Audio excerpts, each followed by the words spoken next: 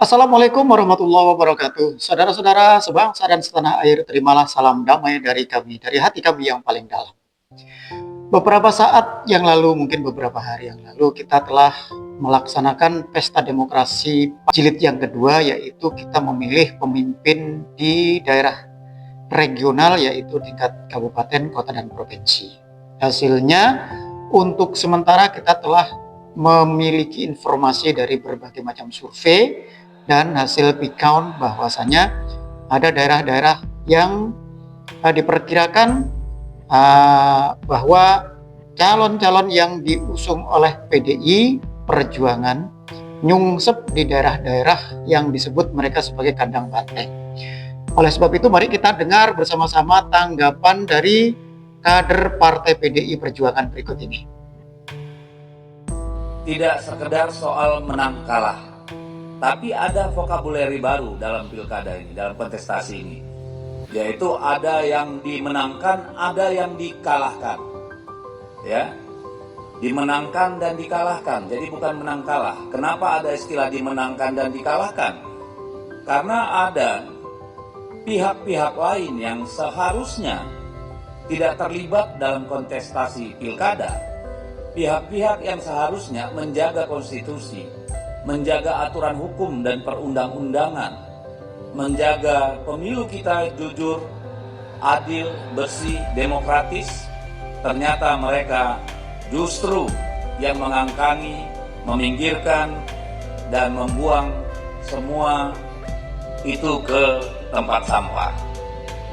Sudah kita pahami pada pemilu pilpres yang lalu terjadi banyak anomali, banyak pelanggaran dalam sepenggal tanggapan dari Partai PDI Perjuangan melalui kader-kadernya.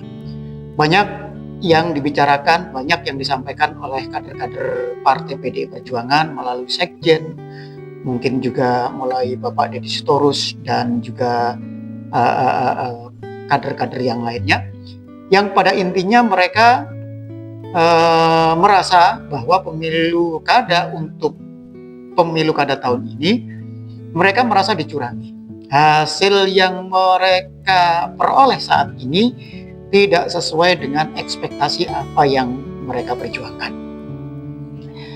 Tentunya dari apa yang telah disampaikan oleh Bapak Deddy Sitorus, ternyata kader-kader PDI Perjuangan masih belum bisa move on dari kekecewaannya pada hasil Pilpres kemarin. Di mana pada saat Pilpres kemarin hasilnya hampir sama dengan apa yang diperoleh saat ini, yaitu terjadi banyak keanomalian. Kemudian banyak sekali aparatur pemerintah yang mereka sebut dengan partai coklat yang berpihak kepada salah satu paslon saja, tentunya bukan paslon dari PDI Perjuangan. Kemudian ketidaknetralan pemerintah. Kemudian lagi yaitu peran dari siapa lagi kalau bukan peran Sri Mulyani. Saudara-saudara sebangsa dan setanah air, khusus untuk kader-kader PDI Perjuangan, kenapa kok sampean tuh masih terus-terusan menyerang dengan mempergunakan argumen-argumen yang seperti itu? Kenyataannya memang pada saat ini hasil dari pemilu kada di berbagai macam wilayah, khususnya di daerah Jawa Tengah, Jawa Timur, dan Sumatera Utara, hasil yang diperoleh sesuai dengan hasil yang dikeluarkan oleh berbagai macam survei sebelum pencoblosan berlangsung. Kemudian saat ini Anda tidak puas dengan hasil yang kenyataannya, walaupun kita masih belum sama-sama selesai untuk penghitungan secara manual yang dikeluarkan oleh KPU Pusat. Namun dari hasil sementara, mereka, para kader PDI Perjuangan, masih terus-terusan menyerang adanya ketidaknetralan dari pemerintah yang mereka sebut dengan partai coklat. Kemudian adanya cawe-cawe dari Bapak Presiden kemudian adanya cawe-cawe dari Bapak Mulyono. Piye Mas Deddy Sitorus, perasaan beberapa saat yang lalu sampean juga sudah curhat ngudoroso karo Pak Menteri Dalam Negeri, yaitu Bapak Tito Karnavian. Pada saat itu Anda juga melaporkan tentang kecurangan yang dilakukan oleh pihak-pihak yang TSM, yang terstruktur, sistematis, dan masif. Beberapa saat yang lalu saya juga menyatakan bahwa seharusnya kalau memang ada pelanggaran secara TSM, baik di pemilu presiden atau yang saat ini di pemilu kada, ada kecurangan-kecurangan yang dilakukan oleh pihak-pihak yang sampean tuduhkan itu, seharusnya mudah sekali untuk dibuktikan. Maka sekali lagi sekarang silahkan Anda buktikan, jangan hanya sekedar untuk mengalihkan kekecewaan sampean terhadap hasil yang Anda peroleh saat ini, kemudian Anda mencari kambing hitam dengan menyebutkan bahwa pemerintah tidak netral, kemudian peran Jokowi. Nah, khusus untuk peran Bapak Jokowi. Bapak Jokowi itu masa sih seekor bebek lumpuh lemdak mampu mengalahkan banteng yang begitu sangat perkasa di kandangnya sendiri pula. Seperti apa yang saya katakan waktu itu, bahwasanya Bapak Jokowi menjelang pensiun, menjelang turun dari jabatannya, banyak pengamat yaitu Bapak Amin Rais dan kawan-kawan mengatakan bahwa Bapak Jokowi itu laksana bebek lumpuh lemdak. Nah sekarang Bapak Jokowi itu sekali lagi saya mengatakan sudah benar-benar turun. Apa yang cocok sebutannya bagi Bapak Jokowi? Mungkin bebek penyet atau bebek goreng. Atau mungkin sampean bisa menyebutnya Bapak Jokowi sebagai bebek peking yang lezat untuk dinikmati. Yang jelas saja Bapak Jokowi sekarang ini posisinya seperti rakyat biasa. Kalau dia itu kesana kemari, kapasitasnya sebagai masyarakat yang memiliki hak pilih wajar dong. Ngapain ditakuti? Kemudian ada lagi yang tadi Bapak Deddy Sitorus mengatakan dengan dissenting opinion, yaitu tentang adanya kecacatan dalam pengambilan sebuah keputusan yang dilakukan oleh Mahkamah Konstitusi. Dissenting opinion itu memang kan nggak haram sih.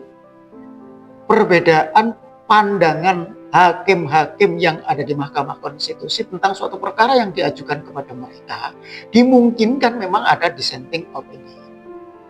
Oleh sebab itu maka jumlah hakim yang ada di MK itu jumlahnya ganjil, songo,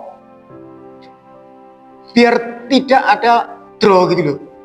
Kalau yes, split decision dalam keputusan MK itu sah dan mengikat gitu.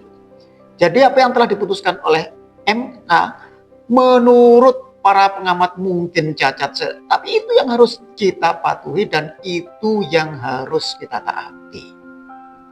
Bukankah MK itu hakim-hakimnya diketukan, dipilih oleh semua partai yang ada di DPR sana?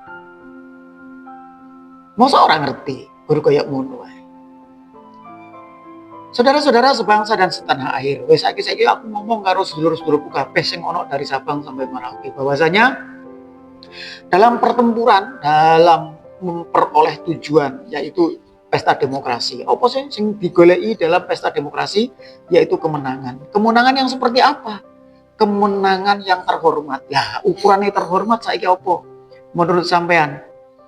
Ada orang yang mengatakan bahwa kita itu harus menang dengan cara gentleman.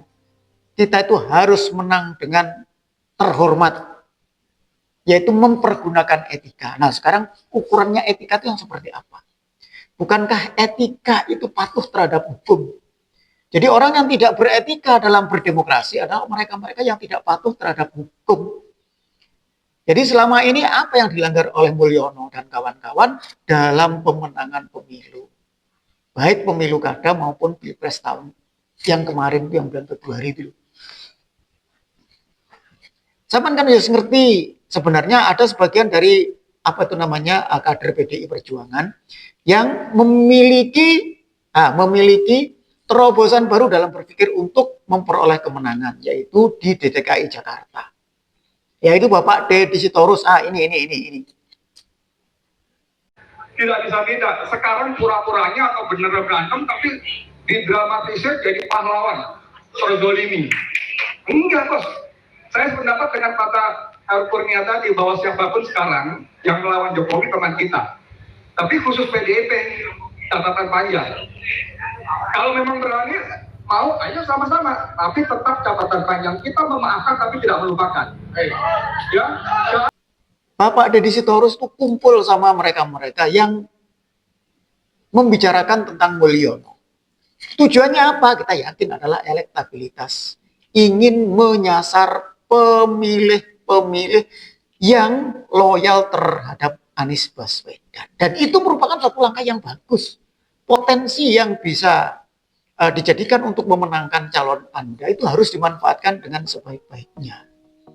Tetapi ingat, kemenangan, anggap saja suatu saat partai Anda itu, suatu saat calon dari PDI Perjuangan di Jakarta, di DKI Jakarta itu memenangkan kontestasi pemilihan gubernur, maka jangan anggap kemudian itu merupakan suatu kandang banteng pindah di Jakarta. Enggak seperti itu. Anda akan mencederai, akan menyakiti hati saudara-saudara sampean yang ada pada loyalis Anies Baswedan, di mana mereka terkumpul dalam satu partai, yaitu Partai Keadilan Sejahtera. Kita harus ngerti, kalau DKI Jakarta, Bogor, Depok, mereka itu Partai Keadilan Sejahtera sangat kuat. Jadi kalau kalian itu kalah di PDI, kalau PDI kalah di Jawa Tengah, kemudian Anda itu menang di DKI Jakarta, bukan berarti kandang banteng pindah rono, pindah di Jakarta, enggak. Tetapi memang langkah yang Anda lakukan untuk mengambil suara dari Bapak Anies Baswedan itu tepat gitu loh. Saudara-saudara sebangsa dan setanah air, ini merupakan suatu pelajaran yang sangat berharga bahwa untuk memperoleh kemenangan dalam sebuah pertempuran, saiki sing awake dhewe ngomong adalah pemilu kada, maka semua potensi yang memungkinkan bertambahnya pemilih terhadap calon yang Anda dukung itu harus dimanfaatkan dengan sebaik-baiknya. Dan kali ini Bapak Deddy Sitorus, walaupun saya tahu dia menahan malu karena ucapan dari seseorang yang tadi kita dengar, tetapi langkah itu sangat jitu. Saudara-saudara sebangsa dan setanah air, demikian tanggapan kita sedikit berbicara tentang hasil. Semoga kita tetap teguh dalam persatuan dan kesatuan bangsa. Salam sejahtera. Assalamualaikum warahmatullahi wabarakatuh.